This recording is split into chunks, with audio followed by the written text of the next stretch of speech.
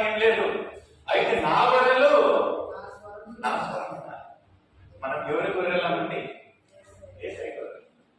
ఆయన ఎప్పుడు మనల్ని గుర్తించి నా పిల్లలు, నా బిడ్డలు, నా గొర్రెలు అంతా ఉంటున్నారో మనం ఎవరి స్వరం వినాలంటే యేసయ్య స్వరాన్ని వింటామా అనే ఒక ప్రశ్న నీకు నాకు వింటాము.